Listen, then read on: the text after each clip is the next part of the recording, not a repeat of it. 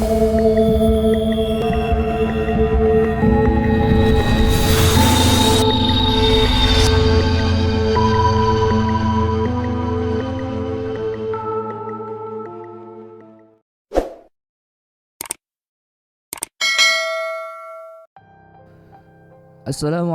warahmatullahi wabarakatuh. Kembali lagi bersama Mimin di channel Bocah Indigo. Pada kesempatan kali ini seperti biasanya admin akan membagikan sebuah cerita yang kali ini berjudul Santet Lowo Ireng. Sebelum kita lanjut ke inti ceritanya, alangkah lebih baiknya kita berdoa bersama-sama terlebih dahulu. Al-Fatihah. A'udzu billahi minasyaitonir rajim. Bismillahirrahmanirrahim. Alhamdulillahirabbil alamin arrahmanir rahim maliki yaumiddin. Iyyaka na'budu wa iyyaka nasta'in ihdinas siratal mustaqim. Siratal ladzina an'amta 'alaihim ghairil maghdubi 'alaihim waladdallin. Amin. Semoga kita senantiasa berada dalam lindungan Allah Subhanahu wa taala. Amin amin ya rabbal alamin. Untuk itu langsung kita lanjut saja ke inti ceritanya. Mbak Yu, aku boleh nanya enggak? Tanya seorang wanita paras muda dan cantik. Wanita itu bernama Larasati. Loh, kamu mau tanya apa toh? Tanya balik Mbak Ayu. Ayu dan Laras merupakan kakak adik yang sangat akrab. Keduanya memiliki paras yang sangat cantik dan hampir memikat seluruh pemuda di desanya. Tadi katanya paman mau jodohin Mbak Yu toh? Bener? Kok Mbak Yu gak bilang-bilang sama aku? Ucap Laras. Loh dek, kan itu cuma rencana. Lagian juga aku lebih baik kerja di luar kota dibanding nikah dulu. Jelas Ayu. Loh, kenapa toh? Mbak Yu gak mau nikah? Tanya Laras. Bukan gitu, kan kamu tahu sendiri keadaan ekonomi kita seperti apa. Aku gak mau kamu dan Rangga, adik bungsu Ayu itu, putus sekolah. Jelas Ayu. Laras senang mendengar pola pikir kakaknya yang dewasa itu. Ia menilai kalau kakaknya benar-benar sudah matang untuk menikah. Namun bukan berarti harus cepat-cepat. Hanya perihal kondisi ekonomi saja yang membuat Ayu mengurungkan niatnya. Jadi Mbak Yu mau nolak lamaran itu? Tanya Laras. Aku tolak bukan berarti aku gak mau nikah. Cuman aku gak mau buru-buru. Aku mau fokus kerja dulu. Kalau bisa aku kerjanya mau di luar kota. Jelas Ayu. Obrolan mereka berdua pun didengar baik-baik oleh Supardi, anak dari pamannya yang bernama Pak Bayu. Supardi diam-diam memberitahukan hal ini pada Pak Bayu yang hendak menjodohkan Ayu pada seorang yang kaya raya. Goblok tenan Ayu kui, teriak Pak Bayu. Aku kui jodohin dia biar perekonomiannya dia lancar. Kok dia malah gak mau dijodohin ki piye toh? Teriak Pak Bayu ketika mendengar ulasan Supardi yang sempat mendengar percakapan Laras bersama dengan Ayu terkait perjodohannya. Mendengar hal itu, Supardi tersenyum. Ia tahu bahwa Ayu akan dimarahi oleh bapaknya terkait perjodohan itu. Dan benar saja, maksud dan pemikiran Supardi jadi kenyataan. Keesokan harinya Supardi datang ke rumah Ayu. Ia datang sambil marah-marahi ibu Ayu yang bernama Ibu Timah. Timah, kenapa kamu gak ajarin sopan santun pada anakmu ini? Aku tuh berencana menjodohkan Ayu dengan seorang ningrat. Tapi kenapa Ayu menolak mentah-mentah? Kalian sudah merasa kaya raya toh? Teriak Pak Bayu. Ayu dan Laras saling berpelukan. Laras ketakutan mendengar teriakan kencang pamannya itu. Namun tatapan Ayu tertuju pada Supardi, si bocah munafik yang seringkali membuat ulah. Supardi, kamu dengar jelas kan kalau Ayu tidak mau dijodohkan? Tanya Pak Bayu pada anaknya. Iya Pak, Ayu bilang dia mau keluar kota. "Bajingan kowe Ayu," teriak Pak Bayu sambil melemparkan puntung rokok ke depan Ibu Tima. Supardi hanya tersenyum melihat ekspresi Ayu dan Laras yang ketakutan. Bu Tima meneteskan air matanya. Ia menahan rasa sakit dan panas ketika puntung rokok itu mendarat tepat di pipinya. "Pak Bayu, sebelumnya aku minta maaf jika ada kesalahan tutur kata dari Ayu. Tapi sepertinya Ayu belum siap. Dia tidak mau jika usia mudanya hanya menjadi usia terakhir dalam hidupnya dengan cara menikah," jelas Bu Tima sambil mengusap air matanya. Pak Bayu kembali mengamuk. Kali ini ia ingin menampar Bu Tima. Namun di saat yang tepat Rangga, putra bungsu Bu Tima, masuk ke dalam rumah dan melihat tangan kanan Pak Bayu hampir mendarat ke pipi Bu Tima. "Bu, ada apa ini? Jawab Bu," teriak Rangga dengan ekspresi marah. Namun kali ini Rangga yang masih duduk di kelas 1 SMA membusungkan dadanya ke arah Pak Bayu. "Kenapa Pak Bayu selalu jahat sama ibu?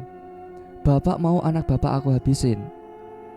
tanya Rangga sambil menatap Supardi yang ternyata satu usia dengannya. "Pak, ayo pulang," pinta Supardi yang ketakutan. Namun di saat Supardi menarik-narik tangan bapaknya, Rangga mencengkram kerah baju milik Supardi. "Bapakmu sudah membuat ibuku nangis loh. Kamu mau bapak kamu saya hajar duluan?" tanya Rangga. Namun Ayu dan Laras segera mendekati Rangga dan meminta Rangga untuk melepaskan cengkraman tangannya ke arah baju milik Supardi. "Dek, udah, gak usah diladenin," jelas Ayu. Rangga memberi peringatan pada Pak Bayu dan Supardi. Jika mereka berdua memasuki rumahnya dan membuat tangisan pada keluarganya, maka Rangga akan membunuh mereka semua. Kejadian kemarin cukup membuat Pak Bayu sakit hati. Alasan mengapa dirinya tidak berani menghajar Rangga adalah dikarenakan Rangga mirip seperti almarhum adiknya, yang mana adiknya Pak Bayu merupakan ayah dari Rangga sendiri. Dengan begitu, ia tak tega untuk menghajar saudaranya. Semenjak kematian adiknya, Pak Bayu seringkali memarahi Ibu Tima beserta anak-anaknya. Ia kerap kali bermain tangan dan terus-menerus menghadirkan keributan di rumah Bu Tima. Namun, kali ini ada yang berbeda dari raut wajah Pak Bayu. Dirinya telah ditenggelami oleh dendam dan perasaan benci terkait penolakan yang dilakukan Ayu dan ancaman yang dilontarkan oleh Rangga terhadapnya. Hari itu juga, Pak Bayu menemui seorang dukun di daerah Banyuwangi. Dia meminta pada dukun itu untuk memberikan pelajaran terhadap keluarga adiknya. Yang terkait dari penyantetan tersebut antara lain Rangga, Laras, dan Bu Tima. Alasan mengapa Pak Bayu tidak mengikat Ayu adalah agar ia bisa dijadikan sebagai alat untuk memperkaya diri. Nama-nama korban yang akan disantet telah lebih dulu direkomendasikan oleh Pak Bayu kepada dukun asal Banyuwangi itu. Ia sendiri tidak merasa sedih atau kehilangan ketika ketiganya menjadi korban dari dendamnya sendiri. Bukan tanpa alasan dirinya berani untuk menyantet Rangga yang disebut-sebut sebagai orang yang mirip persis seperti adiknya. Namun Pak Bayu sadar bahwa Rangga akan menjadi penghalang besar untuk menjodohkan Ayu terhadap salah satu ningrat yang kaya raya. Beberapa hari sebelum Ayu pergi ke kota, setelah Pak Bayu melakukan hal yang kurang mengenakan terhadap keluarga Ayu, satu persatu dari keluarga Ayu saling berjaga-jaga. Ia takut nanti Pak Bayu datang lagi dan memukuli wajah Bu Tima seperti tempo hari yang lalu. Namun telah 3 hari lamanya tidak ada tanda-tanda signifikan akan datangnya Pak Bayu dan juga laknatnya yang bernama Supardi. Entah mengapa mereka berdua tampak ditelan bumi bulat-bulat. Ayu kemudian menceritakan pada Bu Tima dan adiknya terkait pekerjaannya.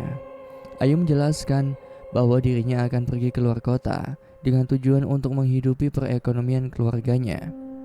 Atas usulan itu, Bu Tima meminta pada Ayu untuk menimbangkannya lagi terkait beberapa hal yang mungkin akan membuat Pak Bayu marah, dan itu menjadi ketakutan untuk Bu Tima dan juga adik-adiknya. Sedikit berat memang antara ingin menjalani hidup secara normal atau mungkin harus bertaruh nyawa di atas penderitaan yang terus menyiksa. Seakan-akan neraka dunia telah diturunkan saat itu juga terhadap Ayu dan keluarganya. Segala langkah telah dipikirkan baik-baik agar tidak menaruh rasa kekesalan nantinya. Namun bukan tanpa alasan jika harus berani maju dan bertarung, walaupun memang sudah terinjak-injak dengan atas nama harga diri. Ayu akhirnya kembali menekankan bahwa dirinya tidak ingin cepat menikah, dengan alasan belum siap. Ketidaksiapan wanita berbeda dengan lelaki. Wanita lebih memilih berkarir untuk menghidupi keluarganya terlebih dahulu. Bukan bermaksud untuk melawan aturan dan kodrat sebagai wanita. Namun tokoh Ayu benar-benar memberikan sebuah pelajaran akan perjuangan yang besar dalam menghadapi halang rintangan yang memang sangat besar ketika ditekan. Malam harinya, di saat keluarga Butima sedang tertidur, tiba-tiba di atas rumah terdengar suara sebuah benda terjatuh yang membuat seluruh penghuninya terbangun semua. Ayu langsung keluar untuk memastikan benda apa yang baru saja menimpa rumah mereka. Dalam keheningan malam yang begitu pekat, tampak jelas sosok kuntilanak yang sedang duduk layaknya seorang wanita kesepian di atas rumah. Kuntilanak itu tidak menampakkan wajahnya. Seluruh wajahnya tertutup rambut yang mengitari tiap sudut wajah. Busana putihnya tercoreng dengan tanah kuburan yang baru basah. Astagfirullahaladzim, astagfirullah, ucap Ayu dengan mimik ketakutan. Dan di saat yang bersamaan, hembusan angin besar membawa sosok itu terbang ke arah sebuah pohon randu yang kerap kali menjadi sarang bagi setiap demit yang menempatinya. Ayu masih terpaku di depan rumah. Kedua kakinya tidak bisa berhenti untuk gemetar. Tangannya tampak tremor dan terus-menerus bergetar. La haula wala quwata illa billah. La haula wala quwata illa billah. La haula wala quwata illa billah, ucap Ayu dengan lirih.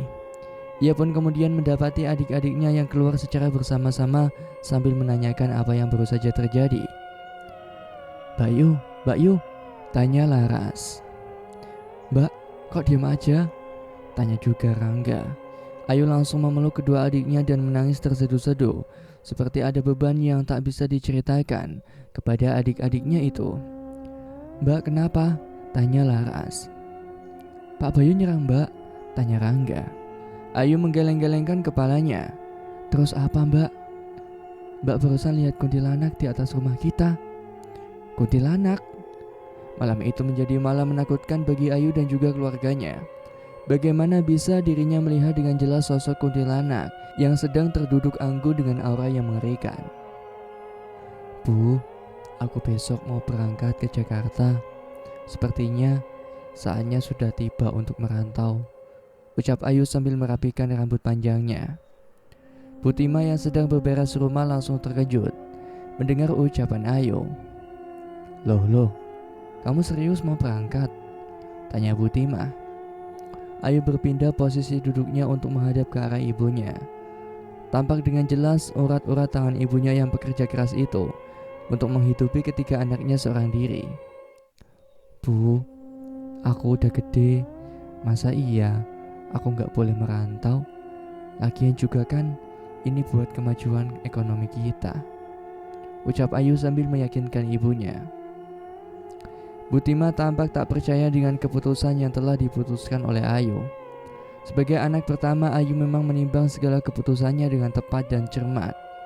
Jangan sampai tujuannya merantau hanya untuk lari dari permasalahan Pak Bayu yang ingin menjodohkan terhadap lelaki yang konon keturunan ningrat dan kaya raya itu. Tapi kamu balik lagi ke sini kan, Duk? Tanya Butima. Pasti dong, Bu. Kampung halaman adalah tujuan utama. Merantau hanyalah sebagai pijakan sementara, senyum Ayu. Butima yang tampak khawatir ini merasa lebih tenang. Sudah saatnya anak pertamanya untuk melebarkan perjuangannya demi keluarga. Semenjak kematian suami Butima, anak-anak Butima menjadi anak-anak yang mandiri dan bekerja keras. Tidak sedikit dari mereka untuk mencari uang tambahan agar bisa makan dan minum sehari-hari dan menutupi kebutuhan keluarga yang kian membengkak di gerus waktu. Siang hari yang panas, ada beberapa warga yang dikabarkan terkena serangan aneh di rumahnya. Warga menyebutnya sebagai teluh Jawa.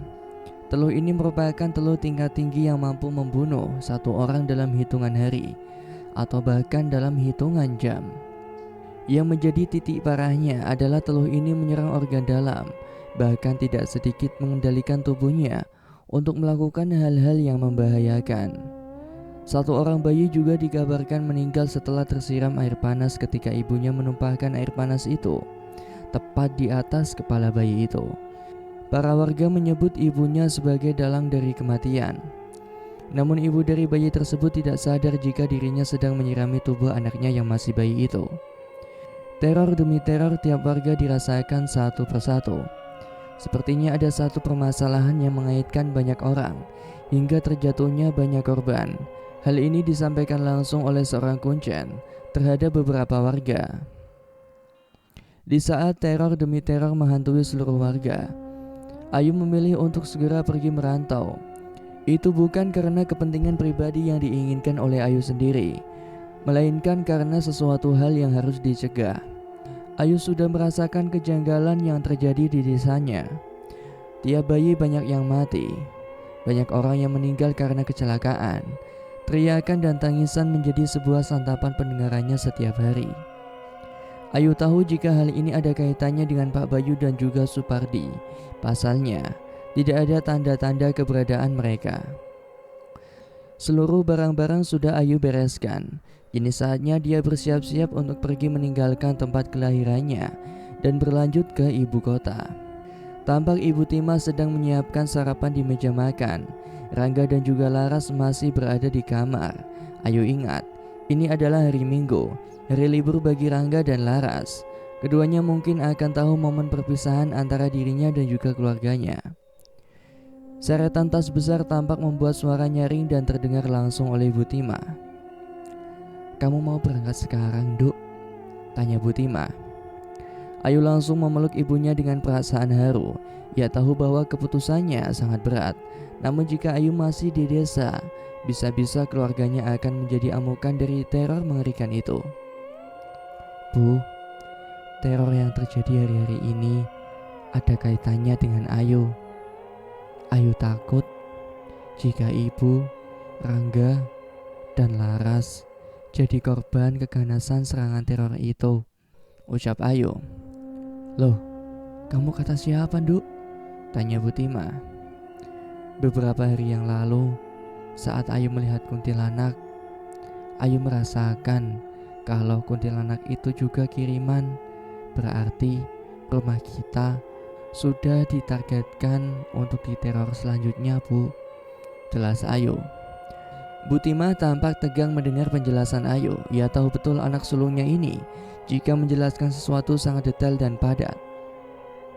Bu Tima akhirnya masuk dalam kamar sejenak. Ia mengambil sebuah tas kecil berisi uang yang selama ini ia kumpulkan. Rangga dan Laras juga ikut keluar untuk melepas rindu untuk terakhir kalinya. "Rangga, Laras, sini dek," ucap Ayu dengan perasaan haru. Rangga dan Laras langsung memeluk Ayu dengan kasih sayang. "Mbak jangan lama-lama ya di ibu kota. Ibu kota itu keras, Mbak, jahat, kejam.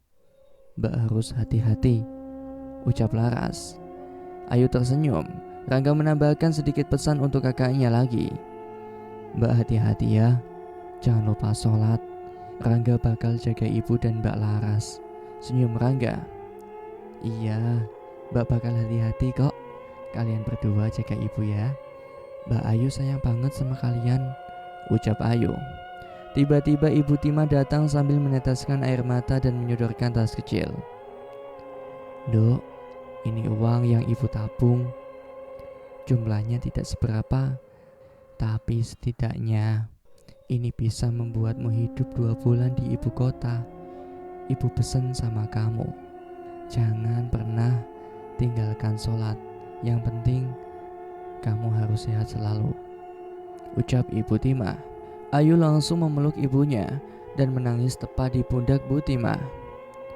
"Bu, maafin Ayu ya, Bu. Ayu harus keluar kota biar derajat kita terangkat," jelas Ayu. Ibu Tima mengangguk paham. Hari itu adalah hari terakhir Ayu berada di desa.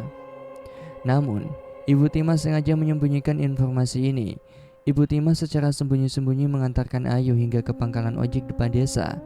Hal ini dilakukan Hal ini dilakukan agar Pak Bayu dan Supardi tidak menghalangi langkah Ayu. Singkat cerita, setelah Ayu pergi ke Jakarta, beberapa hari kemudian Pak Bayu dan Supardi mendatangi rumah Butimah. Tujuannya sudah jelas, dia menginginkan Ayu untuk menikahi seorang laki-laki berdarah ningrat dengan harta kekayaan yang banyak. Sesampainya di rumah Butimah, dua orang tersebut hanya bisa melongo dan terdiam. Mereka berdua tidak menemukan orang yang dimaksud. "Ayu di mana?" tanya Pak Bayu dengan nada yang kencang. Butimah hanya terdiam laras menahan Rangga yang sudah tampak emosi dengan nada bicara tinggi. "Ayu di mana?" teriak Pak Bayu di depan wajah Butimah, hingga membuat Butimah menutup telinganya sambil menampakkan ekspresi wajah yang penuh ketakutan. Rangga tidak bisa menahan diri. Ia melepaskan kedua tangan laras sang kakak dan langsung menghajar wajah Pak Bayu. "Bajingan!" teriak Rangga. "Rangga, jangan nak!" ucap Butimah sambil menahan kedua tangan Rangga. Pak Bayu yang terkejut dengan bogeman mentah Rangga hanya bisa tersenyum dan tertawa seperti orang kesurupan. "Dino iki bakal dadi dino pungkasan. Kabeh wong nang kene ngerti apa sing bakal kedadian. Hari ini bakal menjadi hari terakhir semua orang yang ada di sini tahu apa yang akan terjadi," ucap Pak Bayu sambil tertawa kegirangan. Rangga masih kesal dengan ucapan busuk Pak Bayu yang semena-mena tersebut. Ingin rasanya Rangga memukul bagian vital Pak Bayu hingga tak bisa berjalan melangkah ke rumahnya lagi. Namun lagi-lagi Butimah melarang Rangga untuk berbuat brutal, seperti layaknya seorang laki-laki melindungi keluarganya. Pak Bayu dan Supardi meninggalkan rumah Butimah. Entah apa yang diucapkannya barusan. Sepertinya ada pertanda buruk yang akan menimpa keluarga Butimah lewat ucapan Pak Bayu. Malam harinya, Ibu Timah tidak bisa tidur. Ia masih teringat akan Ayu yang berada di luaran kota.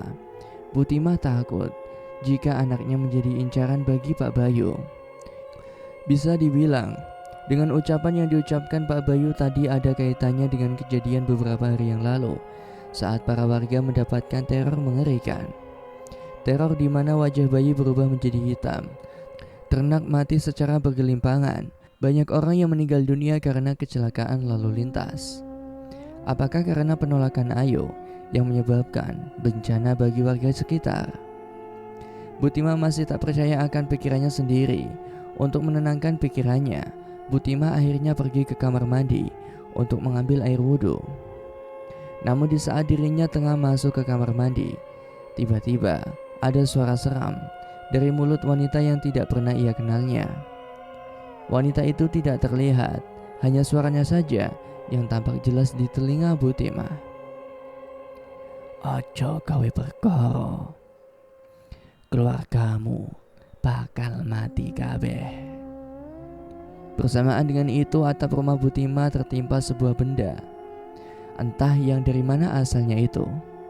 Benda itu membuat dentuman keras hingga membangunkan Laras dan juga Rangga. Namun yang terjadi sangatlah mengerikan. Butimah wajahnya sedikit menghitam. "Bu, ibu kenapa?" tanya Rangga yang tidak berani mendekat ke arah ibunya. "Bu, ibu kenapa bu?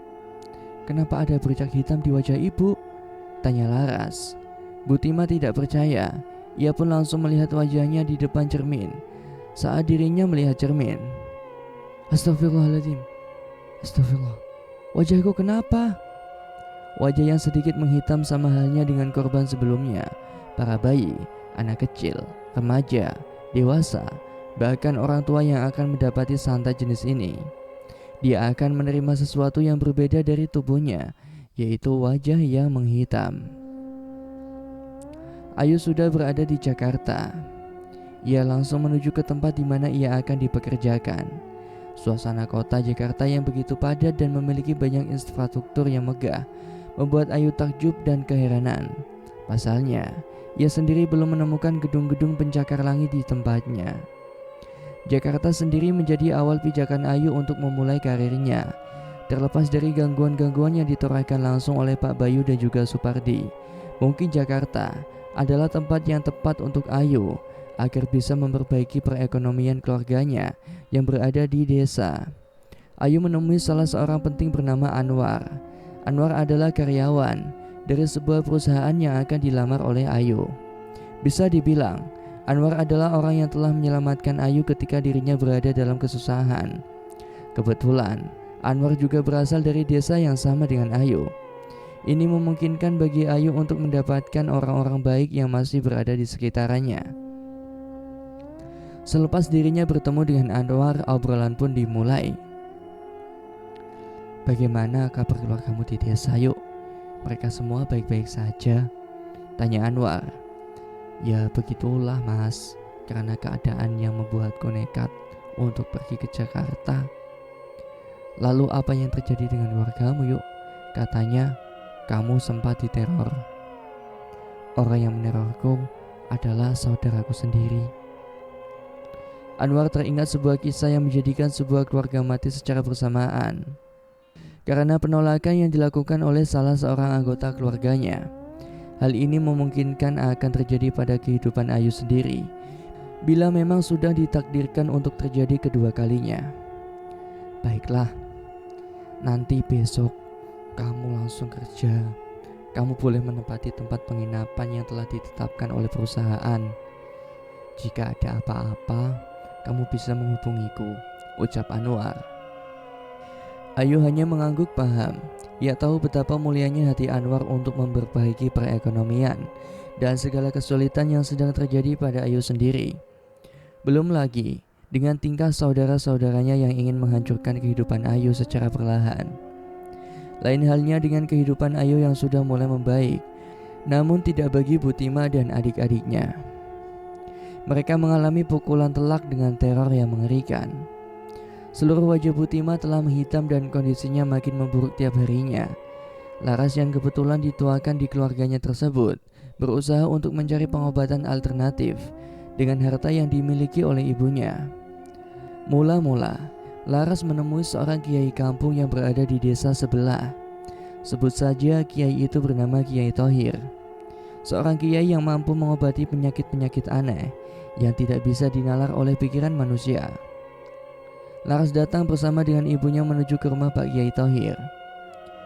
"Pak Kiai, apa yang terjadi dengan ibu saya?" Pak Kiai Thohir meminta izin untuk memegang wajah Ibu Timah dan seketika dirinya terkejut. "Ini santet. Siapa yang melakukan ini?" tanya Kiai Thohir. Laras yang mendengar itu menjadi khawatir. Air matanya secara perlahan terjatuh karena mendengar sesuatu yang mengerikan yang disebut dengan teluh atau santet. Kiai Thohir segera mengusapkan air yang telah dulu ia doakan ke wajah Butima. Hal itu dilakukan agar ilmu hitam yang berada di sekitaran wajahnya luntur atas izin Allah. "Yang melakukan ini adalah saudara saya sendiri, Pak. Dia menginginkan keluarga kami semua mati secara perlahan dengan serangan yang terlebih dahulu mengenakan pada ibu saya." Mendengar penjelasan Laras, Kiai Thohir tidak terkejut sedikit pun. Ia bahkan telah mengira bahwa pelaku penyerangan santet ini masih ada kaitannya dengan keluarga Butima. "Nak, berapa usiamu?" tanya Kiai Thohir. 16 tahun, Kiai." "Berapa usia kakakmu yang ada di Jakarta?" "Lah, kok Kiai tahu?" "Serangan santet ini sebenarnya ingin membuat mental kakakmu itu hancur. Lalu dari semua korban yang akan diserang, kakakmu adalah orang yang tidak berkaitan dengan santet ini. Atau dalam artian, kakakmu memang tidak akan diserang, melainkan akan dihancurkan mentalnya secara perlahan," jelas Kiai Thohir pada Laras. Memang dalam masalah santet menyantet, banyak orang tidak memahami alasan apa yang dilakukan untuk melakukan hal itu. Namun kebanyakan bagi mereka yang menggunakan ilmu hitam sebagai senjata mematikan untuk membunuh orang-orang yang telah ditargetkannya adalah termasuk orang-orang yang hatinya telah dipenuhi dengan penyakit hati dan diperbudak oleh setan dan para jin kafir. Secara fisik, tubuh Butima seperti layaknya orang yang tak memiliki penyakit Yang membedakannya adalah warna kulit wajah yang berubah seketika menjadi sedikit hitam. Bercak hitam itu adalah respon tubuh yang dimasuki energi jahat untuk melemahkan kesehatan fisik dan juga mentalnya. Karena jika diketahui lebih dalam, tubuh orang yang terkena santet adalah tubuh yang digerus oleh parasit yang melahap tubuhnya, memiliki kadar waktu yang telah ditetapkan kematiannya, tergantung dengan seberapa kuat fisik dan mentalnya.